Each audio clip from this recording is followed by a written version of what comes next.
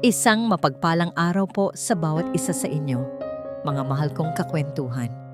Muli, samahan ninyo ako sa isang panibagong yugto ng buhay na susubok sa katatagan ng isang puso at sa tapang ng isang paninindigan. Sabi nila, ang pinakamalaking kasinungalingan ay madalas na nakatago sa pinakamagandang ngiti. Paano kung ang pagmamahal na inaakala mong gamot ay siya palang lason na unti-unting pumapatay? Isang malakas at sunod-sunod na ubo ang pumunit sa katahimikan ng malawak na silid. Agad na napabitaw si Luningning sa hawak niyang libro at mabilis na lumapit sa kama. "Doña Hilaria, ayos lang po ba kayo?" tanong niya, habang marahang hinahagod ang likod ng matandang babae. Ang balat nito ay kasing nipis na ng papel at ang bawat pag-ubo ay tila yayanig sa buong katawan nito. "Tubig, Ning," hirap na sabi ni Doña Hilaria sa pagitan ng pag-ubo.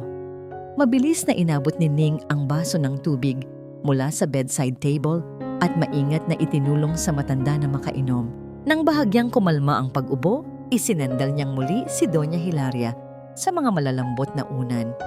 Ang mukha ng matanda ay maputla at ang paghinga ay mababaw.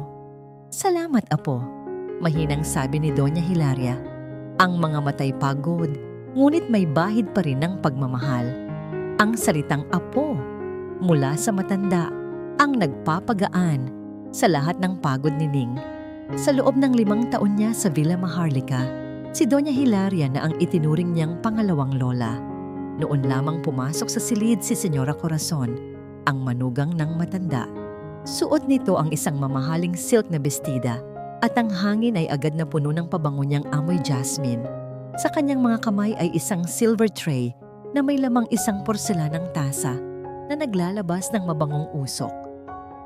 "Mama, oras na po para sa inyong herbal tea," sabi ni Corazon. Ang kanyang boses ay malambing at puno ng pag-aalala. Ngumiti siya ng matamis kay Ning. "Salamat sa pag-aalaga mo kay Mama, Ning.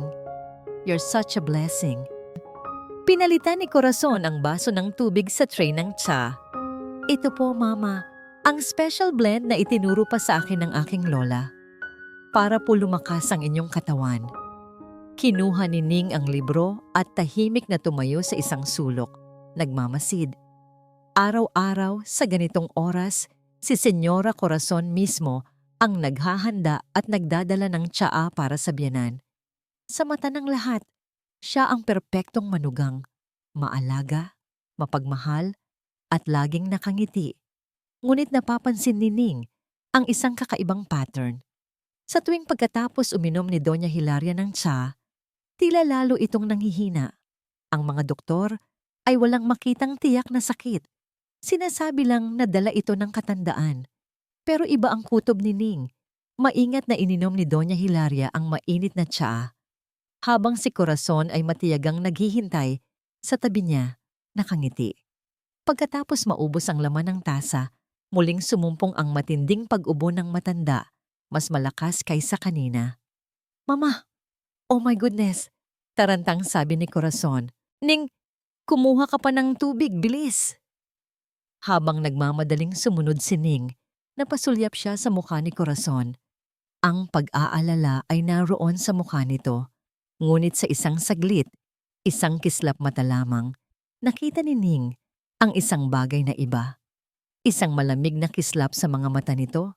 Isang kislap na tila ba kontento sa kanyang nakikita. Nawala rin yon kaagad. Napalitan ng pamilyar na ekspresyon ng pag-aalala. Baka guni-guni lang niya, isip ni Ning. Pagod lang siguro siya. Kinagabihan, nang mahimbing nang natutulog ang lahat sa Villa Maharlika, si Ning ay nasa kusina pa at tinatapos ang kanyang mga gawain. Ang isip niya ay hindi mapakali. Pabalik-balik sa alaala niya ang malamig na kislap sa mga mata ni Señora Corazon. Napatigil siya sa tapat ng pantry. Doon, sa isang espesyal na estante, nakalagay ang isang magandang kahon na yari sa kahoy ng nara. Iyon ang lalagyan ng special herbal tea ni Corazon.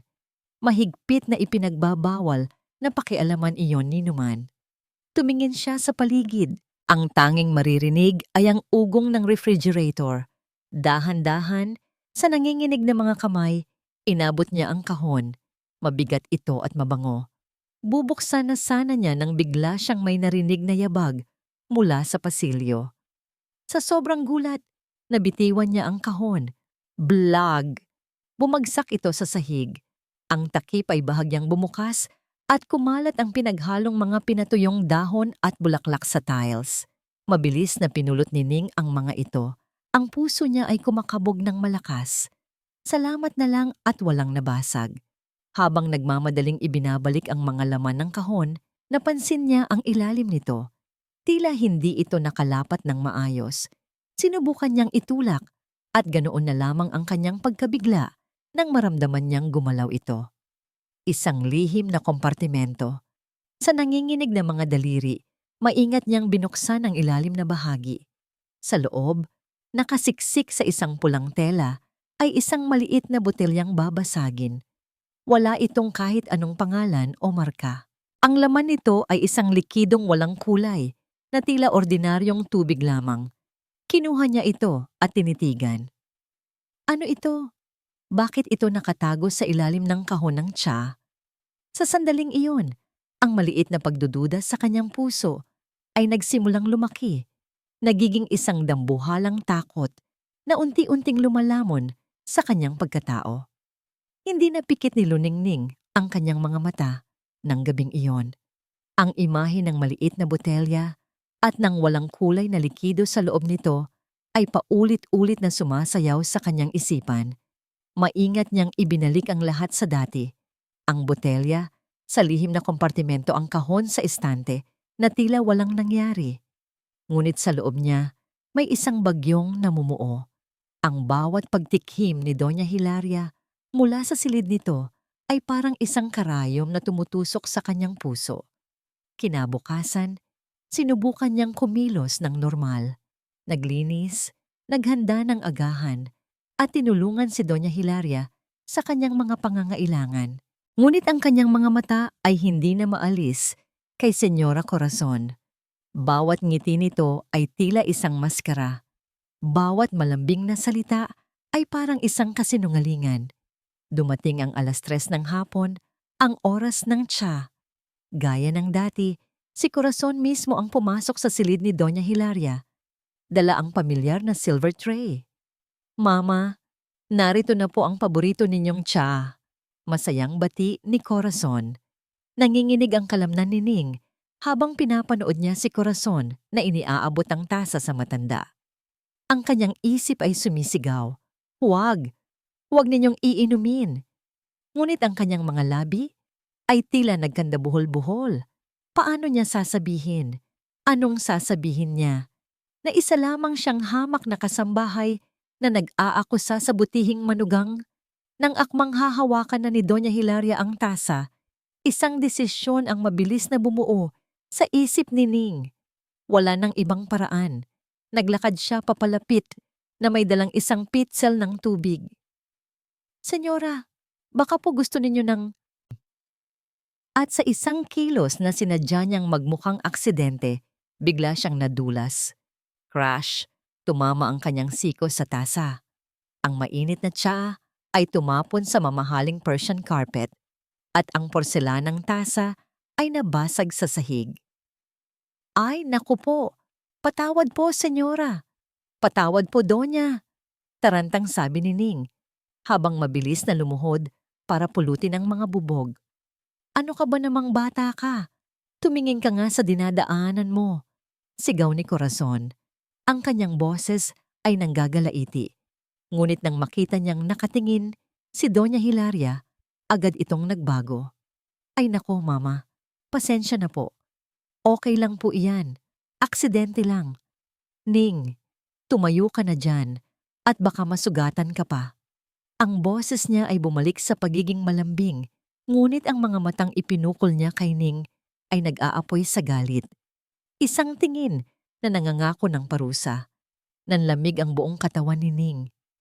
Alam niya, alam ni Corazon na sinadya niya iyon. Nang magkaroon ng pagkakataon, habang naglilinis si Ning sa pasilyo, bigla siyang hinila ni Corazon sa braso at isinandal sa pader. Wala na ang ngangiti, wala na ang pagpapanggap. Anong akala mo sa ginagawa mo? Mariin at mahinang sabi ni Corazon, ang bawat salita ay puno ng pagbabanta. Huwag kang tangaluningning, alam ko ang mga galaw mo. Pasensya na po, senyora. Nadulas lang po talaga ako. Pautal-utal na sagot ni Ning.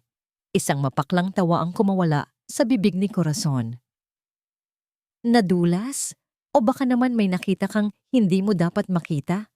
Idiniin niya ang kanyang daliri sa balikat ni Ning. Makinig ka sa akin at makinig kang mabuti. Kasambahay ka lang dito. Ang trabaho mo ay maglinis, magsilbi at manahimik. Huwag mong susubukang manghimasok sa mga bagay na hindi mo dapat pakialaman dahil baka sa isang iglap, lahat ng ipinapadala mo sa pamilya mo sa probinsya ay biglang mawala. Naintindihan mo? Binitiwan siya nito ng marahas. Naiwang nanginginig si Ning sa pasilyo habang si Corazon ay naglakad palayo na tila walang nangyari. Ang pagbabanta ay malinaw. Hindi lang trabaho niya ang nakataya, kundi ang kinabukasan ng kanyang pamilya. Kinahapunan, habang nagwawalis sa hardin, narinig niya ang boses ni Corazon na may kausap sa telepono malapit sa bintana ng librarya. Nagtago siya sa likod ng isang malaking halaman. "Oh, alam ko, konting tiis na lang," narinig niyang sabi ni Corazon, halatang iritado. "Malapit na. Kapag napirmahan na niya ang mga papeles, mababayaran ko na ang lahat. Ito na ang huling bayad. Ipinapangako ko. Basta bigyan mo pa ako ng 1 linggo." Ang huling bayad? Mga papeles? Ang mga piraso ng palaisipan ay unti-unting nabubuo sa isip ni Ning. Kailangan niya ng tulong. Hindi niya ito kaya ng mag-isa. At isa lang ang tao sa villa na sa tingin niya ay mapagkakatiwalaan niya. Hinanap niya si Kislap, ang family driver, na abala sa pagpupunas ng itim na sasakyan sa garahe. "Kuya Kis!" tawag niya. "Oh, Ning, bakit parang namumutla ka?" tanong ng lalaki. Wala po." "Kuya Kis, matagal na po ba kayo dito sa Villa Maharlika?" Sumandal si Kislap sa kotse. "Magsasampung taon na rin." "Bakit mo natanong?" "Kamusta po ba si Senyora Corazon bilang amo?" Maingat niyang tanong. Nagkibit balikat si Kislap, ngunit ang mga mata niya ay seryoso. "Mabait naman. Sa harap ng maraming tao. Pero lahat tayo dito, may kanya-kanyang maskara, hindi ba?" Ang sagot na yon ay sapat na para kay Ning. May alam din si Kislap. May nararamdaman din siyang mali. Nang gabing iyon, dala ng matinding kaba at pagnanais na makahanap pa ng ebidensya, dahan-dahang lumapit si Ning sa pintuan ng librarya, ang lugar kung saan madalas magkulong si Corazon. Umaasa siyang baka may makita siyang kahit ano. Isang resibo, isang dokumento. Dahan-dahan niyang ipinihit ang seradura. Hindi ito nakalock. Nang akmang sisilipin na niya ang siwang ng pinto, isang malamig na boses ang biglang nanggaling sa kanyang likuran, nagpatindig sa lahat ng balahibo sa kanyang katawan. "May hinahanap ka ba, Ning?" Ang boses ni Corazon ay parang yelo na dumampi sa batok ni Ning. Dahan-dahan siyang lumingon. Ang puso niya ay tila gustong kumawala sa kanyang dibdib. Nakatayo roon si Senyora Corazon, nakahalukip-kip. Ang mga mata ay nanlilisik na parang sa isang ahas. Senyora, ano po? Tinitingnan ko lang po kung nakalak na ang mga pinto." Utos po ni Manang Loida. Pagsisinungaling ni Ning, ang kanyang boses ay nanginginig. Isang sarkastikong ngiti ang gumuhit sa mga labi ni Corazon. "Talaga ba? Dahil ang pagkakarinig ko, sinabi ni Luida na tapos ka na sa lahat ng gawain mo para sa gabing ito. Lumakad ito papalapit. Ang bawat hakbang ay mabigat at may diin. Huwag mo akong gawing tanga, Luningning. Anong kailangan mo sa loob ng librarya?" Napaatras si Ning. Wala na siyang maisip na dahilan. Wala po. Pasensya na po. Tinitigan siya ni Corazon mula ulo hanggang paa. Isang tingin na puno ng pagdududa at pagkutya. Umalis ka na sa harap ko at sa susunod na makita kitang gumagala sa mga lugar na hindi mo dapat puntahan, sisiguraduhin kong sa labas ka na ng gate na ito matutulog. Maliwanag? Oo po, senyora. Mabilis na sagot ni Ning. Halos patakbo siyang umalis doon. Hindi na lumingon pa. Kinulong niya ang sarili sa kanyang maliit na kwarto. Ang takot ay bumabalot sa kanya. Ngunit kasabay nito, isang damdamin ang nagsimulang umusbong. Determinasyon. Ang pagbabanta ni Corazon ay hindi na siya pinahina. Bagkus, ito ang nagbigay sa kanya ng lakas ng loob. Hindi na ito tungkol sa trabaho niya. Ito ay tungkol sa buhay ni Doña Hilaria. Hindi siya pwedeng sumuko. Kailangan niyang gumawa ng paraan. Kinabukasan, habang abala ang lahat, isang plano ang nabuo sa kanyang isipan. Delikado, ngunit ito na lang ang natitira niyang pag-asa. Mayroon siyang luma at maliit na cellphone na halos hindi na niya ginagamit. Ang kamera nito ay hindi ganoon kalinaw, ngunit sapat na para makakuha ng ebidensya. Pumunta siya sa kusina, ang lugar kung saan laging nagtitimpla ng tsaa si Corazon. Ang puso niya ay kumakarera habang hinahanap niya ang perpektong pwesto. Doon, sa isang sulok, sa likod ng isang paso ng halaman na nakapatong sa ibabaw ng cabinet, may maliit na espasyo. Kung itatayo niya ang cellphone doon, sakto ang anggulo nito sa counter kung saan ginagawa ang tsa.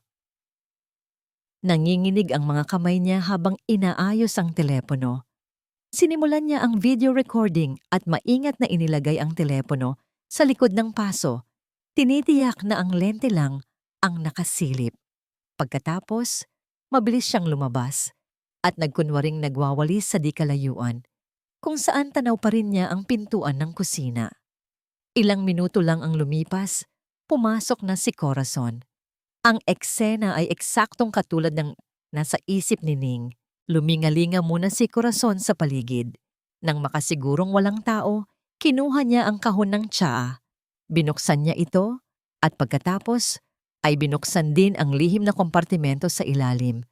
Mula sa kanyang kinatatayuan, hindi eksaktong makita ni Ning ang ginagawa nito.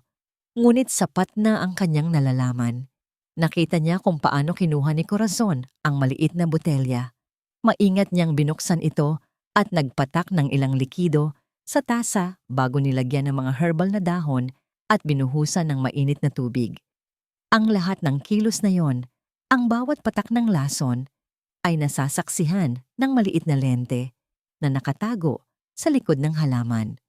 Nang matapos si Corazon at lumabas na ng kusina, dala ang tray, naghintay pa ng ilang sandali si Ning bago siya pumasok. Nanginginig niyang kinuha ang cellphone at pinatay ang recording. Puso niya'y nagwawala habang pinapanood niya ang video. Malinaw na malinaw. Kitang-kita ang bawat detalye ng karumaldumal na gawain. Ang kanyang pagdududa ay isa ng nakakakilabot na katotohanan. Hindi siya nag-aksaya ng panahon. Kailangan niyang ipakita ito sa isang taong makakatulong sa kanya. Hinanap niya si Kislap na natagpuan niyang nag-aayos ng ilang gamit sa likod ng van. "Kuya Kis, kailangan ko po ng tulong ninyo," sabi niya. Ang boses ay seryoso at halos pabulong. "Ning, anong problema?" Tanong ni Kislap. Napansin ang pamumutla sa mukha niya. Walang imik na ipinakita ni Ning ang video sa kanyang cellphone. Nanlaki ang mga mata ni Kislap habang pinapanood ito. Ang kanyang mga kamay ay ikinuyom niya sa galit. Pagkatapos ng video, tumingin siya kay Ning. Ang kanyang mukha ay puno ng pagkabigla at galit. "Hayop siya," mariing sabi ni Kislap. "Matagal ko nang nararamdaman na may masamang espiritu ang babaeng yan. Tama pala ang kutob ko." "Anong gagawin natin ng Kuya Kis?" tanong ni Ning. Ang mga luha ay nagsisimula nang mamuo sa kanyang mga mata. "Natatakot ako." Huwag kang matakot, Ning. Kasama mo ako dito. Matatag na sabi ni Kislap. Hindi tayo pwedeng manahimik. Ang buhay ni Donya ang nakataya. Kailangan nating ipakita ito kay Sir Ricardo. Si Sir Ricardo, ang nag-iisang anak ni Doña Hilaria, ang asawa ni Corazon. Siya ang dapat na unang malaman. Siya ang may karapatang malaman ang katotohanan. Pero paano kung hindi siya maniwala? Nag-aalalang tanong ni Ning. Hindi na niya pwedeng itanggi ito. Hawak natin ang ebidensya, sabi ni Kislap. Sa determinasyong iyon, naghiwalay sila at nagkasundong sa gabing iyon, kakausapin ni Ning si Ricardo. Nang sumapit ang gabi at matapos na ang hapunan, naghintay si Ning ng tamang pagkakataon. Nakita niyang pumasok si Ricardo sa kanyang opisina. Ito na ang pagkakataon. Humugot siya ng malalim na hininga. Hawak ang cellphone na naglalaman ng katotohanan. Naglakad siya papunta sa pinto ng opisina ni Ricardo. Ngunit nang akmang kakatok na siya, narinig niya ang boses ni Corazon mula sa loob, malambing at mapangakit. Huwag kang mag-alala, mahal. Malapit na. Malapit nang mapasa atin ang lahat. Napatigil ang kamay ni Ning sa ere. Ang mga salitang yon ay parang isang punyal na sumaksak sa kanyang pag-asa. Sila ay magkasabot. Malapit nang mapasa atin ang lahat. Ang mga salitang binitiwan ni Corazon ay tumagos sa pinto at dumiretso sa puso ni Luningning na parang isang matulis na patalim. Mapasa atin. Ibig sabihin, dalawa sila, magkasabot. Ang huling sinag ng pag-asa na baka si Sir Ricardo ang magiging kakampi niya ay biglang naglaho. Nilamon ng isang madilim at nakakasuklam na katotohanan. Napaatras siya mula sa pinto. Ang cellphone sa kanyang kamay ay tila naging isang mabigat na bato. Gusto niyang tumakbo, magtago, at kalimutan ang lahat ng kanyang narinig. Ngunit ang imahe ng nanghihinang si Doña Hilaria ang nagpako sa kanya sa kinatatayuan. Hindi siya pwedeng tumalikod. Humugot siya ng lakas mula sa kaibuturan ng kanyang pagkatao at buong tapang na kumatok sa pinto. Ilang sandali ng katahimikan bago bumukas ang pinto at iniluwan nito si Ricardo. Ang kanyang mukha ay nagpakita ng pagkagulat nang makita si Ning. Ning? Anong kailangan mo? Gabi na. Sa likod niya, nakaupo si Corazon sa isang mamahaling silya, isang baso ng alak ang hawak. Tinaasan siya nito ng kilay, ang mga matay mapanuri. Sir Ricardo, pwede ko po ba kayong makausap? Saglit lang po. Mahalaga po ito, sabi ni Ning. Sinisikap na itago ang panginginig sa kanyang boses. Nag-aalangang tumingin si Ricardo sa kanyang asawa. Kumibit-balikat lang si Corazon na tila nagsasabing, bahala ka. Bumuntong hininga si Ricardo. Sige, ano yon? Dalian mo lang. Hindi siya nito pinapasok. Sa may pintuan lang sila nag-usap. Nanginginig ang mga kamay ni Ning na iniabot ang kanyang cellphone. Sir, pakiusap po. Panoorin niyo po ito. Tungkol po ito kay Doña Hilaria. Napakunot ang noo ni Ricardo. Kinuha niya ang cellphone at pinindot ang play. Sa simula, ang kanyang mukha ay naguguluhan. Ngunit habang tumatagal ang video, habang unti-unting lumilinaw ang ginagawa ni Corazon sa kusina, ang pagbukas ng lihim na kompartimento, ang pagpatak ng likido mula sa maliit na botelya, ang kulay sa mukha ni Ricardo ay unti-unting nawawala. Napatingin siya mula sa screen papunta kay Ning. Pagkatapos ay sa asawa niyang nasa loob ng silid na ngayon ay nakatayo na at nanonood sa kanila. Ang kanyang mga kamay ay nagsimulang manginig. Hindi siya makapagsalita. Sir, nakita niyo na po. Mahinang sabi ni Ning. May bahid ng pagsusumamo sa kanyang tinig. Kailangan po nating tulungan si Donya. Sa halip na magalit kay Corazon, ang reaksyon ni Ricardo ay isang bagay na hindi inaasahan ni Ning. Puno ng takot at pag-aalinlangan. Bigla siyang nag-angat ng tingin kay Ning at ang takot sa kanyang mga mata ay napalitan ng galit. Saan mo nakuha ito? Pasigaw niyang tanong. Sinong nag-utos sa iyo na gawin ito? Pinadala ka ba ng mga kalaban ko sa negosyo para sirain ang pamilya ko? Sir, wala pong nag-utos sa akin. Sinungaling! Bigla niyang hinawakan ang cellphone ng mahigpit. Isa kang espiya, isang manggagamit. At sa isang mabilis na kilos, pinindot niya ang delete button. Video deleted. Nanlaki ang mga mata ni Ning. Hindi. Sir, bakit niyo ginawa iyon? Para protektahan ang pamilya ko mula sa mga taong katulad mo. Sigaw ni Ricardo. Ang mukha niya ay namumula na sa galit at kaba. Ibinato niya ang cellphone pabalik kay Ning. Makinig ka sa akin. Kalimutan mo na ang nakita mo. Isa itong malaking pagkakamali. Walang lason. Walang masamang nangyayari. Nagkakamali ka lang ng iniisip. At kung ipagkakalat mo pa ang walang kwentang tsismis na ito, sisiguraduhin kong hindi ka na makakahanap ng trabaho kahit saan. Lumabas si Corazon mula sa silid. Ang kanyang muka ay kalmado, ngunit ang kanyang mga mata ay nagliliyab sa tagumpay. Nilapitan niya ang kanyang asawa at hinawakan ito sa braso. Tama na yan, mahal. Baka may makarinig pa sa inyo. Malambing niyang sabi.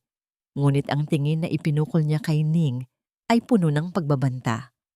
Tumingin siya kay Ning, isang tingin na nagsasabing, natalo ka na. Umalis ka na. Mariing sabi ni Ricardo kay Ning. Walang nagawa si Ning kundi tumalikod. Ang kanyang mga paa ay tila walang lakas habang naglalakad siya palayo. Ang bigat sa kanyang dibdib ay halos hindi niya makayanan. Hindi lang siya nabigo. Ipinamukha pa sa kanya na siya ang masama. Ipinamukha sa kanya na ang katotohanan ay walang halaga sa harap ng kapangyarihan at kasinungalingan. Tumakbo siya palabas ng bahay, sa hardin, kung saan madilim at walang makakakita sa kanya. Doon, sa ilalim ng isang malaking puno ng mangga, bumuhos ang lahat ng kanyang luha.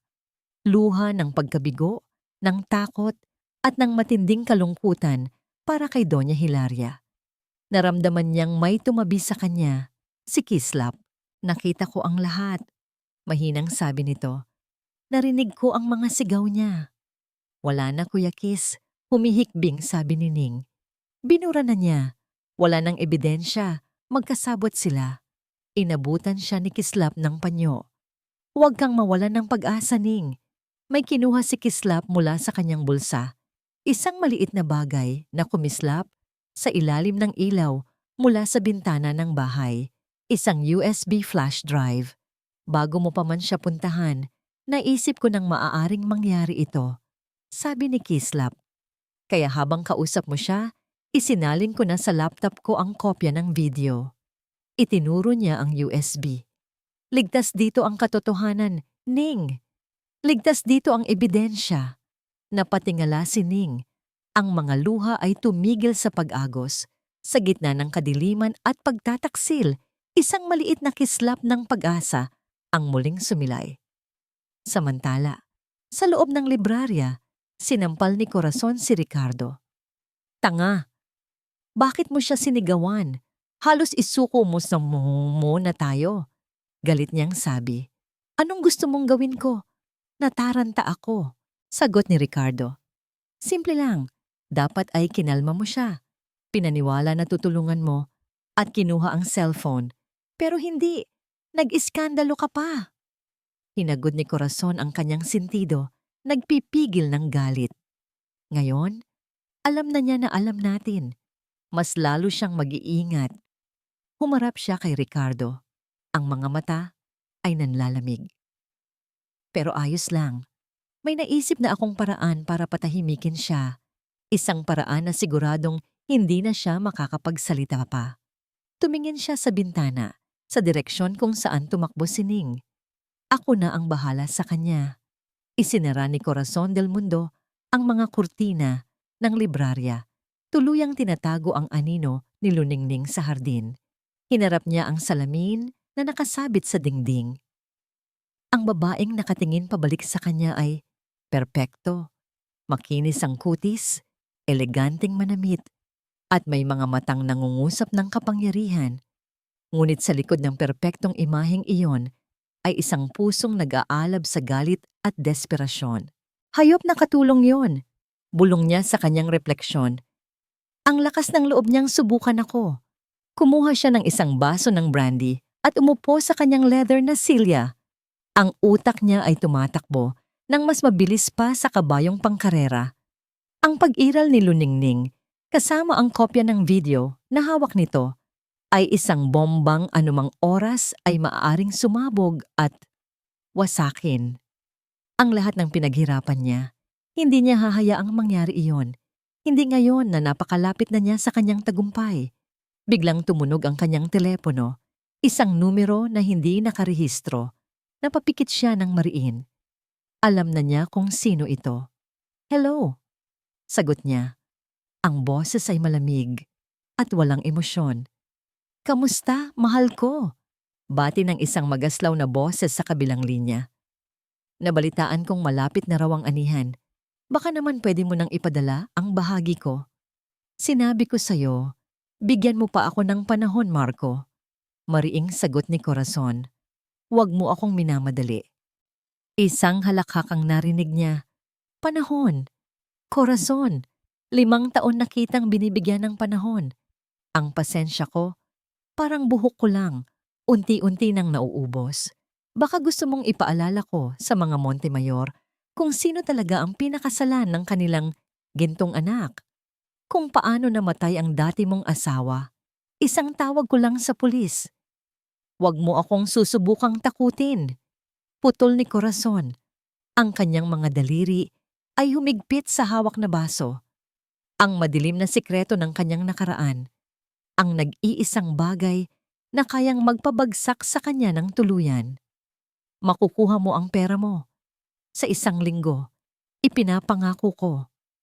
Siguraduhin mo lang, Corazon. Dahil kung hindi, baka ang susunod na mababasa ng lahat sa dyaryo ay ang tunay mong kwento. Click! Ibinaba ni Marco ang tawag. Sa sobrang galit, ibinato ni Corazon ang kanyang telepono sa pader. Kailangan na niyang bilisan. Kailangan na niyang makuha ang pirma ni Hilaria. At para mangyari iyon, kailangan niyang alisin si Luningning sa kanyang daraanan. Permanente. Pero hindi niya pwedeng basta na lang itong saktan o paalisin. Masyadong halata iyon. Kailangan niya ng isang plano na magmumukhang si Luningning ang may kasalanan. Isang plano na sisira sa kredibilidad nito, hindi lang sa loob ng Villa Maharlika, kundi maging sa labas. Kailangan niyang gawin itong isang magnanakaw. Isang ngisi ang sumilay sa kanyang mga labi. Alam na niya ang gagawin. Pumanhik siya sa kanyang silid. Binuksan niya ang kanyang jewelry box na puno ng mga kumikinang na alahas. Pinili niya ang isa sa mga paborito niya. Isang kwintas na may malaking diamante, regalo sa kanya ni Ricardo noong kanilang anibersaryo. Napakaganda nito at napakamahal. Isang perpektong pain. Kinabukasan, maingat niyang isinagawa ang kanyang plano. Pumasok siya sa silid ni Doña Hilaria kung saan nag-aayos ng mga bulaklak si Ning. Mama, kamusta po ang pakiramdam ninyo? Malambing niyang tanong habang hinahaplos ang noo ng matanda. Ning, pakidala naman dito ang breakfast tray ni Mama. Aba, at pakidoble check kung mainit pa ang sabaw. Opo, senyora, sagot ni Ning. Habang nakatalikod si Ning at papalabas ng silid, sinadya ni Corazon na hubarin ang kanyang kwintas at ipatong ito sa ibabaw ng vanity table ni Doña Hilaria. Ipinatong niya ito sa isang lugar na kitang-kita, isang lugar na imposible mong hindi mapansin. Pagkatapos ay lumabas na rin siya. Ang susunod na hakbang, ang ebidensya. Tinawagan niya ang kanyang pinagkakatiwalaang security agency. Hello, Mr. Tan. Corazon del Mundo here. I need a favor. I want to install a few more CCTV cameras in the mansion. Yes, discreet ones, specifically in my mother-in-law's bedroom and along the hallway leading to it. For security purposes, of course. Can you have it done today? As soon as possible. Kinahaponan, Habang nasa labas si Ricardo at si Doña Hilaria ay natutulog, dumating ang mga tauhan ng security. Sa loob lang ng isang oras, nakakabit na ang mga maliliit at halos hindi mapansing mga kamera. Ngayon, ang kailangan na lang niya ay hintayin ang tamang sandali para mag-umpisa ang palabas. Mula sa kanyang opisina, binuksan niya ang monitor na konektado sa mga bagong kamera. Kitang-kita niya ang loob ng silid ni Doña Hilaria, ang hallway, at maging ang silid ni Luningning. Pinanood niya ang bawat galaw ng dalaga, ang pag-ayos ng kama, ang pagpupunas ng mga muebles, ang pagpasok at paglabas sa silid. Naghintay siya. Gabi. Oras na para sa huling bahagi ng kanyang plano. Pumasok siya sa silid ng kanyang biyenan. Nandoon pa rin ang kwintas, kumikinang sa ilalim ng ilaw ng lampara. Walang gumalaw nito. Perpekto. Maingat niyang kinuha ang kwintas gamit ang isang panyo para hindi maiwan ang kanyang fingerprints. Pagkatapos, dahan-dahan siyang lumabas at nagtungo sa pasilyo kung nasaan ang kwarto ng mga kasambahay. Tahimik ang lahat. Marahan niyang binuksan ang pinto ng kwarto ni Ning. Ang dalaga ay nasa banyo, naliligo. Rinig niya ang agos ng tubig mula sa shower. Mabilis siyang kumilos. Binuksan niya ang aparador ni Ning at itinago ang kwintas sa ilalim ng mga nakatuping damit sa loob ng isang maliit na bag. Bago siya lumabas, tumigil siya sandali. Napangiti siya ng may kasamang pananabik. Bukas ng umaga, sisirain niya ang buhay ng babaeng sumubok na kalabanin siya. Tumingin siya sa CCTV camera na nakatago sa itaas na sulok ng pasilyo. Isang kamera na siya mismo ang nagpalagay. Ngumiti siya ng buong tamis at buong kasamaan, isang ngiting hindi nakikita ng sinuman, kundi siya lang. "Game over, Luningning!" Bulong niya sa hangin. Ang sumunod na umaga ay nagsimula tulad ng dati, ngunit may mabigat na pakiramdam na nakabitin sa hangin ng Villa Maharlika. Isang katahimikan bago ang isang malakas na bagyo. Si Luningning, bagamat takot pa rin, ay pumasok sa trabaho na may bagong determinasyon. Ang USB na hawak ni Kislap, ang kanyang naging anting-anting. Kailangan lang nilang maghintay ng tamang tiyempo. Ngunit hindi niya alam, ang kalaban ay mas mabilis kumilos. Nasa kalagitnaan ng paghahanda ng tanghalian, ang lahat ng isang malakas at puno ng pagkukunwaring histerya na sigawang umalingaw-ngaw mula sa itaas. "Ang kwintas ko! Nawawala ang diamanteng kwintas ko!" Ang boses ay kay Senyora Corazon. Nagkatinginan ang mga kasambahay. Mabilis na umakyat si Ning, kasunod ang iba pa, upang tingnan kung ano ang nangyayari. Naabutan nila si Corazon sa silid ni Doña Hilaria, umiiyak habang si Ricardo ay pilit siyang pinapakalma. Si Doña Hilaria naman ay nakaupo sa kanyang kama, ang muka ay puno ng pag-aalala. "Anong nangyari, mahal?" tanong ni Ricardo. "Ang kwintas ko! Yung regalo mo sa akin nung anniversary natin." Humahagulgol na sabi ni Corazon. "Dito ko lang yun iniwan kagabi sa ibabaw ng vanity table ni Mama. Ngayon, wala na." Ang kanyang mga mata ay puno ng luha, ngunit nang mapadako ang tingin niya kay Ning, nagkaroon ito ng matalim na kislap. Iyon ang sandaling naintindihan ni Ning ang lahat. Ito ay isang patibong. "Sino ang huling pumasok dito sa kwarto?" tanong ni Ricardo. Ang boses ay nagiging matigas. Si Ning," sagot ni Corazon. Tila nag-aalangan pa. "Siya ang naglinis dito kaninang umaga. Pero hindi ko naman siya pinagbibintangan. Baka kung saan ko lang nailagay." "Hindi," matigas na sabi ni Ricardo. Tumingin siya sa lahat ng mga kasambahay na nagkukumpulan sa pinto. "Walang lalabas sa inyo. Manong Berto," tawag niya sa hepe ng mga security guard. "Halikayin ninyo ang mga gamit nila. Lahat." Pero Sir Ricardo, pagtutol ng head housemaid na si Manang Loida. "Walang pero-pero.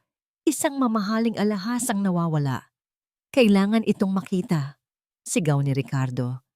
Isa-isang hinalughog ng mga gwardiya ang mga gamit ng mga kasambahay. Si Ning ay nanatiling tahimik. Ang puso niya ay dumadagundong, ngunit ang isip niya ay kalmado. Alam niyang wala siyang ginawang masama. Ngunit nang buksan ng gwardiya ang kanyang aparador at kapkapan ang kanyang maliit na bag, isang pamilyar na kislap ang lumabas mula sa ilalim ng kanyang mga damit.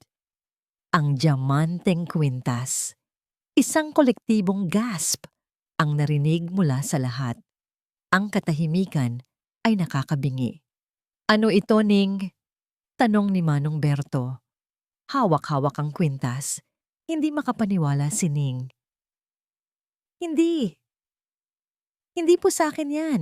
Hindi ko po alam kung paano yan napunta dyan. Sinungaling. Sigaw ni Corazon. Itinuturo siya. Magnanakaw. Ahas. Pinagkatiwalaan ka namin. Pinapasok sa pamamahay na ito. Tapos ganito lang ang isusukli mo. Hindi po totoo yan, senyora. Pakanan niyo po ito. Desperadong sigaw ni Ning, tumingin siya kay Ricardo. Sir, maniwala po kayo sa akin. Itinanim lang po yan dyan. Ngunit ang mukha ni Ricardo ay isang pader na hindi matinag. Iyan din ba ang sasabihin mo tungkol sa CCTV footage, Ning? Naglakad si Ricardo papunta sa isang tablet at may pinindot. Iniharap niya ito sa lahat.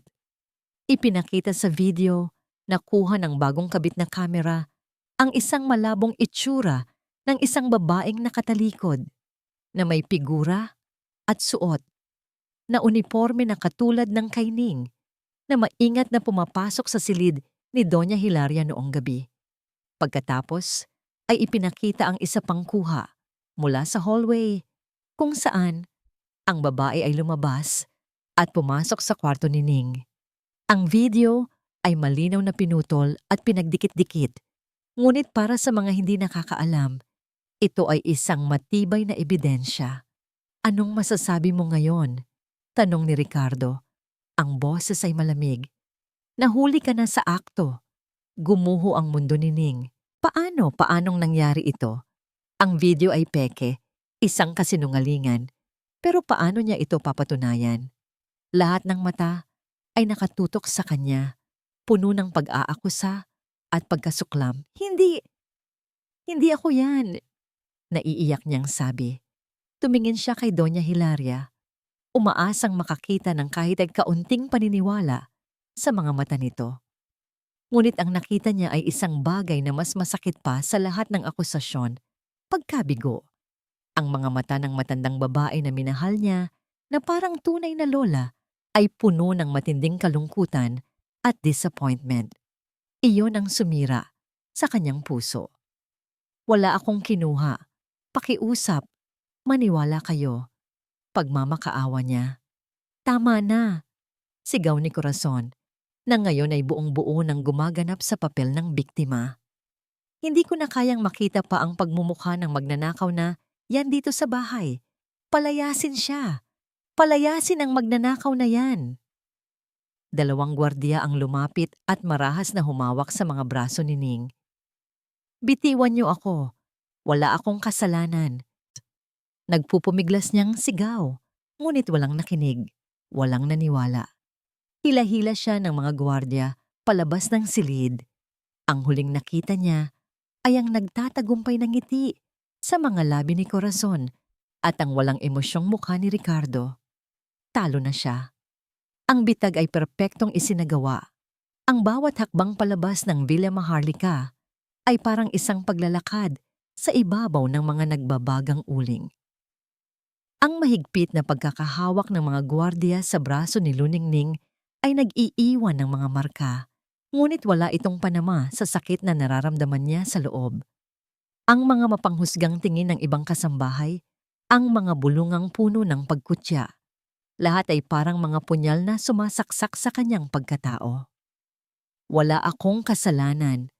Pakiusap. Paulit-ulit niyang sinasabi. Ngunit ang kanyang boses ay nalulunod sa katahimikan ng malawak na pasilyo. Nang makarating sila sa malaking pinto sa harap, naroon si Corazon, naghihintay.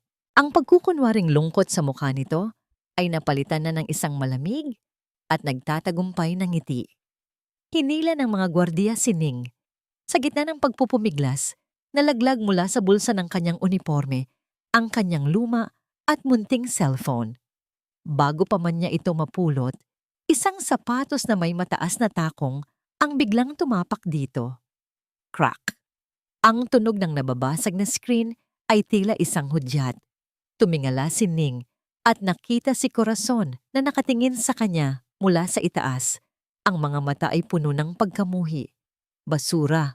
Dinig niyang bulong ni Corazon. Nararapat lang sa basurahan. Hindi na nag-abala pang pulutin ni Ning ang sira niyang telepono. Wala na rin naman itong silbi. Ang kopya ng video, nawala na. Sa sandaling iyon, nakalimutan niya ang tungkol sa USB na hawak ni Kislap. Ang isip niya ay nababalot ng matinding pagkabigo. Itinulak siya ng mga gwardiya palabas ng malaking gate. Isinara ito ng malakas. Clang! Ang tunog ng bakal na nagsara ay ang tunog ng pagtatapos ng isang kabanata ng kanyang buhay. Kasabay ng pagsara ng gate, siya namang pagbuhos ng malakas na ulan na tila nakikidalamhati sa kanyang sinapit. Basang-basa, walang dalang kahit ano, maliban sa suot niyang uniforme at sa kahihiyang idinulot sa kanya. Nagsimula siyang maglakad palayo sa lugar na minsang naging tahanan niya. Wala siyang patutunguhan, wala siyang pera, wala siyang kaibigan o kamag-anak sa Maynila. Ang tanging pag-aari niya ay ang kanyang sarili at ngayon, maging yon ay tila dinungisan na. Isang magnanakaw. Iyon na ang tatak na habambuhay niyang dadalhin. Ang bawat patak ng ulan ay parang mga luhang hindi niya mailabas. Ang isip niya ay naglalaro ng mga alaala. Ang mabait na ngiti ni Doña Hilaria, ang pagtawag nito sa kanyang apo. Ngayon, ang huling alaala niya rito ay isang mukhang puno ng pagkadismaya. Iyon ang pinakamasakit sa lahat. Nabigo siyang protektahan ng matanda. Nabigo siya sa lahat ng bagay. Umupo siya sa isang waiting shed sa gilid ng kalsada.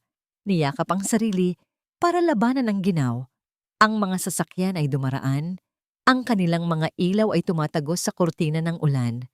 Ang mga tao sa loob ay tuyo at komportable. Walang kamalay-malay sa isang babaeng basang-basa sa labas, na ang mundo ay gumuho sa isang iglap. Dito na ba magtatapos ang lahat? Ganito na lang ba? Hahayaan na lang ba niyang manalo ang kasamaan?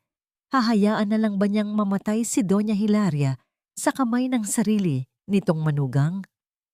Isang pakiramdam ng matinding kawalan ng pag-asa ang bumalot sa kanya. Para saan pa ang lumaban kung ang kalaban mo ay kayang baluktutin ang katotohanan? Para saan pa ang maging matapat kung ang kasinungalingan naman ang laging pinaniniwalaan? Napayuko siya, hinayaang tumulo ang kanyang mga luha, humahalo sa tubig ulan sa kanyang mukha. Lahat ay nawala. Ang kanyang trabaho, ang kanyang dangal, ang kanyang pag-asa. Sa gitna ng kanyang pagtangis, isang sasakyan ang huminto sa tapat ng waiting shed. Hindi niya ito pinansin. Marahil ay may ibinababa lang na pasahero, ngunit nanatili itong nakahinto roon. Dahan-dahang bumukas ang bintana sa passenger side. Ning? Isang pamilyar na boses. Nag-angat siya ng tingin. Ang puso niya ay biglang tumibok ng malakas. Si Kislap. Hawak nito ang isang payong. Bumaba ito ng sasakyan at mabilis na lumapit sa kanya. Ipinayong ito sa kanya para masanggalang siya sa ulan. Kanina pa kita hinahanap, sabi ni Kislap. Ang boses ay puno ng pag-aalala. Nakita ko ang ginawa nila sa'yo. Narinig ko ang lahat. Tumingin lang si Ning sa kanya. Ang mga mata ay wala ng buhay. Wala na, Kuya Kis. Talo na ako. Talo na tayo. Sinira na nila ang cellphone ko. Umiling si Kislap. May kinuha siya sa kanyang bulsa ang parehong bagay na ipinakita nito sa kanya kagabi. Ang maliit na USB flash drive, kumikinang sa ilalim ng ilaw poste. Hindi pa tapos ang laban, Ning. Matatag niyang sabi. Ang katotohanan ay hindi nabubura, hindi nasisira. Ipinakita niya ang USB. Nasa akin ang kopya. Sa pagkakarinig sa mga salitang iyon, sa pagkakita sa maliit na bagay na yon na naglalaman ng katotohanan, isang maliit na ningas ang muling sumiklab sa loob ng nauupos ng puso ni Luningning. Isang maliit, ngunit sapat na para bigyan siya ng dahilan upang muling bumangon. Hindi pa tapos ang lahat. Hindi pa. Ang maliit na USB flash drive sa palad ni Kislap ay tila isang nag-iisang bituin sa madilim na kalangitan. Para kay Luningning, ito ang sagisag na hindi pa tapos ang lahat, na ang katotohanan, gaano man pilit na ibaon sa limot, ay laging hahanap ng paraan upang sumilay. Sakay na, Ning. Baka magkasakit ka pa, sabi ni Kislap. Binuksan ang pinto ng kotse para sa kanya. Pumasok si Ning sa loob. Ang init mula sa sasakyan ay unti-unting nagyayakap sa kanyang nanlalamig na katawan. Inabutan siya ni Kislap ng isang malinis na tuwalya mula sa likod. Habang pinupunasan ang kanyang buhok, nagsimulang luminaw ang kanyang isip, napalitan ng determinasyon ng kaninang pagkabigo. Salamat, Kuya Kis, sabi niya. Ang boses ay hindi na nanginginig. Kung hindi dahil sa'yo. Walang anuman, Ning. Magkampi tayo dito, sagot ni Kislap habang pinaaandar ang sasakyan. Hindi na tayo pwedeng mag-aksaya ng panahon. Kilala ko si Senyora Corazon. Ngayong wala ka na sa villa, siguradong bibilisan na niya ang kanyang mga plano. Kailangan na nating kumilos. Pero saan tayo pupunta? Paano tayo lalaban? Wala tayong pera. Wala tayong kapangyarihan. Tanong ni Ning. Wala tayong pera, pero may hawak tayong katotohanan, sabi ni Kislap. Ang mga mata ay nakatuon sa daan. At may kilala akong maaaring makinig sa atin. Isang abogadong hindi kayang bilhin ng pera ng mga Montemayor. Nagmaneho sila patungo sa isang lumang distrito ng Maynila. Huminto sila sa tapat ng isang maliit at luma, ngunit malinis na gusali.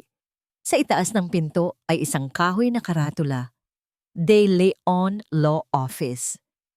Ang opisina ni Attorney Roman De Leon ay simple lang. Puno ng mga libro, ang amoy ay pinaghalong lumang papel at kape. Ang abogadong humarap sa kanila ay isang matandang lalaki na may makapal na salamin at buhok na halos puti na lahat, ngunit ang kanyang mga mata ay matalas at puno ng talino. Kislap, iho. Napadalaw ka? Bati nito sa driver. At sino itong kasama mo? Tio Roman. Siya po si Luningning. Pakilala ni Kislap. Kailangan po namin ng tulong ninyo. Isang napakabigat na problema. Sa sumunod na kalahating oras, buong tapang na inilahad ni Ning ang lahat. Mula sa kanyang mga pagdududa, sa natuklasan niyang botelya, sa pag-record niya ng video, hanggang sa pagtataksil ni Ricardo at sa pagkakatanggal niya sa trabaho dahil sa isang patibong. Hindi siya umiyak. Ang kanyang boses ay matatag. Ang bawat salita ay puno ng katotohanan. Matiim na nakinig si Attorney De Leon. Paminsan-minsan ay tumatango. Nang matapos si Ning, ibinigay ni Kislap ang USB. Isinaksak ito ng abogado sa kanyang computer. Tahimik nilang pinanood ang video. Ang mukha ng matandang abogado ay dahan-dahang nagbago. Ang kaninang kalmadong ekspresyon ay napalitan ng pagkabigla. Pagkatapos ay nang hindi maitagong galit. Nang matapos ang video, tinanggal niya ang kanyang salamin at mariing ipinikit ang kanyang mga mata.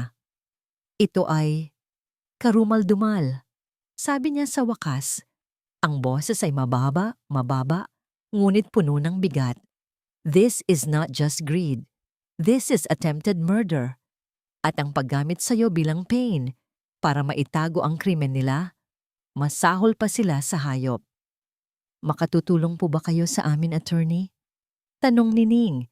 Ang pag-asa ay muling nabubuhay sa kanyang puso. Tumingin sa kanya ang abogado at sa kauna-unahang pagkakataon, nakita ni Ning ang isang matatag na kakampi. Hija, sigurado ka ba dito? Delikado ang mga taong binabangga natin. Tumango si Ning. Ang kanyang mga mata ay hindi kumukurap. Ang babaeng nasa harap ng abogado ngayon ay hindi na ang dating takot na kasambahay. Ang pagsubok na kanyang pinagdaanan ay nagpapatag sa kanya. Opo, attorney. Sigurado po ako. Matatag niyang sagot. Hindi na po ito para sa akin o sa trabaho ko. Kailangan kong gawin ito para kay Doña Hilaria. Isang maliit na ngiti ang sumilay sa labi ni Attorney De Leon. Kung gayon, sabay tayong lalaban. Mabilis silang gumawa ng plano. Alam nilang ang pinakamahalagang dokumento na kailangang papirmahan ni Corazon ay ang last will and testament o isang deed of assignment. Kailangan nila itong mahuli sa akto. Tatawagan ko ang isang kaibigan kong hepe ng pulisya. Sabi ng abogado. Kailangan nating ihanda ang isang entrapment operation. Ngunit ang tiyempo ay kailangang perpekto. Kailangan natin ng mata sa loob ng villa. Tumingin si Ning kay Kislap. Si Mang Jun po, yung hardinero. Mapagkakatiwalaan po siya at matagal nang loyal kay Donya. Agad na tinawagan ni Kislap si Mang Jun at maingat na ipinaliwanag ang sitwasyon. Pumayag ang hardinero na maging kanilang espiya. Ang utos? Magmatsyag at i-text kaagad si Kislap sa oras na may dumating na abogado o notaryo sa Villa Maharlika. Ang mga sumunod na oras ay puno ng tensyon. Naghintay sila sa opisina ng abogado. Bawat tunog ng telepono ay nagpapakaba sa kanila. Ang pulisya ay naka-standby na. Ang lahat ay nakasalalay sa isang text message at pagkatapos, dumating ito. Biglang nag-vibrate ang telepono ni Kislap. Mabilis niya itong binasa. Nanlaki ang kanyang mga mata at ipinakita ang screen kay Ning at sa abogado. Ang mensahe ay mula kay Mang Jun. Simple lang, ngunit naglalaman ng bigat ng buong mundo. Nandito na ang notaryo. Pinipilit nilang pumirma si Donya. Ang librarya ng Villa Maharlika, na dati isang lugar ng kapayapaan at karunungan, ay nababalot ngayon ng isang mabigat at nakakasuklam na tensyon. Nakahiga si Doña Hilaria sa isang recliner chair na dinala doon, ang kanyang paghinga ay mababaw at hirap. Sa tabi niya, nakatayo si Corazon at Ricardo. Ang kanilang mga mukha ay tila mga aninong sabik sa dilim. Sa harap nila, sa isang malaking mesa, ay isang notaryo publiko. Abalang inaayos ang mga dokumento. Isang bagong last will and testament. Mama, pirmahan niyo na po ito. Malambing na sabi ni Corazon. Inilalapit ang isang mamahaling pluma sa nanginginig na kamay ng biyenan. Para po ito sa kapakanan ng pamilya. Para po masigurong maaalagaan kayo ng mabuti. Ang mga mata ni Doña Hilaria ay halos hindi na maidilat. Tumingin siya sa kanyang anak, si Ricardo, naghahanap ng tulong. Ngunit si Ricardo ay umiwas ng tingin, hindi kayang salubungin ang mga mata ng sariling ina. Anak! Hirap na bulong ng matanda. Mama, pakinggan niyo na lang po si Corazon. Ito po ang tama. Sabi ni Ricardo. Ang boses ay walang laman, walang emosyon. Muling ibinaling ni Corazon ang atensyon sa matanda. Isang pirma lang po, Mama. Pagkatapos nito, makakapagpahinga na po kayo ng tuluyan. Ang huling mga salita ay binitiwan niya ng may dobleng kahulugan. Isang bagay na tanging siya lang ang nakakaintindi. Dahil sa sobrang panghihina, dahan-dahang itinaas ni Doña Hilaria ang kanyang kamay. Ang dulo ng pluma ay nanginginig na dumampi sa papel, sa espasyong nakalaan para sa kanyang pangalan. Ilang sentimetro na lang, isang guhit na lang, at ang lahat ay magiging pag-aari na ni Corazon at Ricardo. Blag. Ang malaking pinto ng librarya ay bumukas ng malakas. Ang lahat ay napalingon. At doon, sa may pintuan, nakatayo si Luningning. Ang kanyang damit ay simple lang, ngunit ang kanyang tindig ay matatag. Ang kanyang mga mata ay nag-aalab sa tapang at determinasyon. Sa likod niya ay si Attorney De Leon, si Kislap, at dalawang unipormadong pulis. Anong ibig sabihin ito? Galit na sigaw ni Ricardo. Anong ginagawa mo dito, magnanakaw? Paano ka nakapasok? Hindi na ako ang dating luningning na kaya mong sigawan at apihin, Sir Ricardo. Kalmadong sagot ni Ning. Ang kanyang boses ay umalingaw-ngaw sa buong silid. Ngumisi si Corazon, isang nanangising puno ng paghamak. Walang hiya ka talaga. Matapos kang magnakaw, babalik ka pa dito na may kasamang pulis? Ano ang akala mo? Kami pa ang ididiin mo? Saan ang ebidensya mo? Ang basag mong cellphone? Hindi sumagot si Ning. Sa halip ibinigay niya ang USB kay Attorney De Leon. I-play niyo po. Ikinabit ng abogado ang USB sa isang laptop na dala niya at ikinonekta ito sa malaking flat-screen television sa dingding ng librarya. At sa harap ng lahat, ng notaryo, ng mga pulis, at higit sa lahat, ni Doña Hilaria na biglang nagkamulat. Lumabas sa screen ang eksena sa kusina. Ang paglingalinga ni Corazon, ang pagbukas niya ng lihim na kompartimento, ang maingat na pagpatak ng likidong walang kulay mula sa maliit na botelya papunta sa tasa ng tsaa. Isang nakabibinging katahimikan ang bumalot sa silid. Ang mukha ni Corazon ay biglang namutla, na parang isang papel na sinindihan na unti-unting nauupos. Hindi totoo yan. Gawa-gawa lang yan. Edited yan. Desperada niyang sigaw. Tumingin siya kay Ricardo, naghahanap ng tulong, ngunit maging si Ricardo ay natigilan. Nakatitig sa screen na tila nakakita ng multo. Ang kanyang pagkakasangkot ay malinaw na sa kanyang pananahimik. Senyora Corazon del Mundo, nagsalita si Attorney De Leon. Ang kanyang boses ay malakas at may awtoridad. Ang video na ito, kasama ang testimonya ni Luningning at ang resulta ng isasagawang toxicology report sa katawan ni Doña Hilaria ay sapat na ebidensya para kasuhan ka ng attempted murder. Hindi niyo ako pwedeng galawin. Hindi niyo alam kung sino ako. Nagwawalang sigaw ni Corazon. Ngunit huli na ang lahat. Lumapit na ang mga pulis. Sa gitna ng kaguluhan, isang mahinang boses ang narinig ng lahat. Ngunit ito'y may bigat na yumanig sa buong silid. Si Doña Hilaria. Nakaturo ang nanginginig niyang daliri sa kanyang manugang. Ang kanyang mga mata, na kanina'y pagod at malabo, ngayon ay nagliliyab sa sakit at galit. Ginamit niya ang lahat ng natitira niyang lakas upang bigkasin ang isang salita. Isang salitang naglalarawan sa lahat. Halimaw. Ang salitang iyon ang tuluyang nagpaguho sa mundo ni Corazon. Doon, sa harap ng lahat, ang kanyang perpektong maskara ay tuluyang nalaglag. Inilalantad ang totoong mukha ng isang demonyo. Ang tunog ng posas na isinara sa mga kamay ni Corazon del Mundo ay ang hudyat ng pagtatapos ng isang kabanata ng kadiliman sa Villa Maharlika. Habang inilalabas siya ng mga pulis, ang kanyang mga mata ay puno pa rin ng galit at pagkamuhi. Nakatutok kay Luningning, ngunit wala na itong talab. Ang dating nanliliit na kasambahay ay nakatayo na ngayon ng may dignidad. Ang kanyang anino ay mas matangkad kaysa Dede. Si Ricardo, dahil sa kanyang pagkakasabwat, ay isinama rin para sa investigasyon.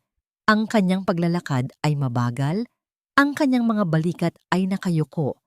Isang larawan ng isang lalaking pinagsakluban ng langit at lupa dahil sa sariling kahinaan. Makalipas ang ilang buwan, ang Villa Maharlika ay tila muling nabuhay. Ang hangin ay mas magaan. Ang mga bulaklak sa hardin ay tila mas makulay. Sa ilalim ng lilim ng dati ring puno ng mangga, kung saan minsan siyang umiyak, nakaupo ngayon si Luningning kasama si Doña Hilaria. Malaki na ang ipinagbuti ng kalusugan ng matanda. Salamat sa tamang medikasyon at sa pag-alis ng lason sa kanyang buhay, literal at makahulugan, ang dating sigla ay unti-unting nanunumbalik. Hindi ko alam kung paano kita pasasalamatan, Ning. Sabi ni Doña Hilaria, ang kanyang kamay ay nakapatong sa kamay ni Ning. Isinugal mo ang lahat para sa akin. Ginawa ko lang po ang tama, Doña. Kayo po ang nagturo sa akin na ang kabutihan ay laging may lugar sa mundo. Sagot ni Ning, Isang matamis na ngiti ang nasa kanyang mga labi. At dahil sa ipinakita mong katapangan, gusto kong may gawin. Isang bagay na sisigurong walang sino man ang makakaranas pa ng sinapit mo. Sabi ng matanda, ang kanyang mga mata ay kumikinang sa isang bagong layunin. Para na rin matubos, kahit kaunti, ang pagkukulang ng aking anak. Isang taon ang lumipas. Sa isang malinis at maliwanag na bulwagan, daan-daang kababaihan at kalalakihan ang nakaupo. Ang kanilang mga mukha ay puno ng pag-asa.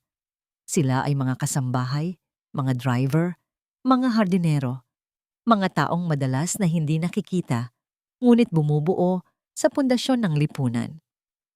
Sa harap, sa isang entablado, ay isang malaking banner na may nakasulat, ang paglulunsad ng tinig at kanlungan ng mga kasambahay. Lumabas, mula sa gilid ng entablado si Doña Hilaria, tinulungan ni Kislap. Malakas na palakpakan ang sumalubong sa kanya. Pagkatapos ng isang maikling pagbati, ipinakilala niya ang susunod na magsasalita. Mga minamahal kong kababayan, narito ako ngayon hindi bilang isang mayamang byuda, kundi bilang isang taong binigyan ng pangalawang pagkakataon dahil sa katapangan ng isang babae. Isang babaeng nagpatunay na ang lakas ay hindi nasusukat sa yaman o kapangyarihan, kundi sa tibay ng puso. Isang karangalan sa aking ipakilala sa inyo ang magiging tagapamahala at ang puso ng tinig at kanlungan, ang aking itinuturing na apo, si Miss Luningning Soliman. Muling umugong ang palakpakan, mas malakas pa kaysa kanina. Lumakad si Luningning papunta sa podium. Ang kanyang suot ay isang simpleng bestida, ngunit may aura siya ng kumpiyansa at kapayapaan. Ang dating kasambahay na takot magsalita ay haharap ngayon sa daan-daang tao. Huminga siya ng malalim at ngumiti. Magandang hapon po sa inyong lahat. Panimula niya. Ang kanyang boses ay malinaw at matatag at marami po sa atin dito ang umalis sa ating mga probinsya. Iniwan ang ating mga pamilya para lang mabigyan sila ng magandang buhay. Ang dala lang natin ay ang ating mga pangarap at ang ating lakas sa pagtatrabaho. Madalas, sa ating pagsisikap, tayo ay nananahimik na lang. Nananahimik kapag pagod, nananahimik kapag malungkot, at minsan, nananahimik kapag inaabuso na. Tumingin siya sa bawat mukha sa audience, nakikita ang sarili niya sa kanila. Ngunit natutunan ko po, sa isang napakasakit na paraan, na ang pananahimik ay hindi laging ginto. Minsan, ang pananahimik ay isang pagkonsinti sa kasamaan. Ngayon, sa pamamagitan ng tinig at kanlungan, hindi na tayo mananahimik pa. Magkakaroon na tayo ng boses na didinggin at isang lugar na masisilungan. Ang kanyang mga salita ay tumagos sa puso ng bawat isa. May mga luhang pumatak, ngunit ito'y mga luha ng pag-asa. Ang bawat isa sa atin, pagtatapos niya, ang kanyang boses ay puno ng pananalig. Gaano man kaliit sa tingin ng iba, ay may tinig na may kakayahang baguhin ang mundo. Habang bumababa siya sa entablado, sa saliw ng walang tigil na palakpakan, alam ni Luningning na natagpuan na niya ang kanyang tunay na layunin. Hindi na siya si Ning, ang kasambahay na walang boses. Siya na si Luningning, isang liwanag ng pag-asa, isang patunay na ang isang pusong matapang at totoo ay kayang magdulot ng isang bagong umaga. At dito po nagtatapos ang ating kwento, mga minamahal kong tagapakinig. Ang kwento ni Luningning ay isang paalala sa ating lahat na ang tunay na katapangan ay hindi nangangahulugang kawalan ng takot, kundi ang pagpiling gawin ang tama sa kabila ng takot. Ito ay isang pagpapatunay na ang liwanag ng katotohanan, gaano man ito kaliit, ay kayang puksain ang pinakamadilim na kasinungalingan. At higit sa lahat, ito ay isang pagpupugay sa mga tinig na madalas nating hindi naririnig. Mga tinig na may taglay na pambihirang lakas. Maraming pong salamat sa inyong walang sawang pagsubaybay at pakikinig. Ang inyong suporta po ang nagbibigay sa amin ng inspirasyon upang magpatuloy sa paghahatid ng mga kwentong pumupukaw sa puso at isipan. Ano po ang masasabi ninyo sa kwento ni Luningning? At anong klaseng kwento naman po ang gusto ninyong marinig sa susunod? I-comment nyo lang po sa ibaba. Gusto po naming marinig ang inyong mga saloobin. Hindi dito nagtatapos ang ating paglalakbay. Marami pa pong kwentong kasing ganda at mas puno ng aral dito sa aming channel. Kung nagustuhan nyo ang kwentong ito, i-like, i-share sa pamilya at mga kaibigan, at mag-subscribe na rin para lagi kayong updated sa mga susunod pa naming kwento. I-click nyo ang notification bell para kayo ang unang makarinig kapag may bago kaming upload. Pagpalain po kayo ng Panginoon, kayo at ang inyong buong pamilya. Hanggang sa muli.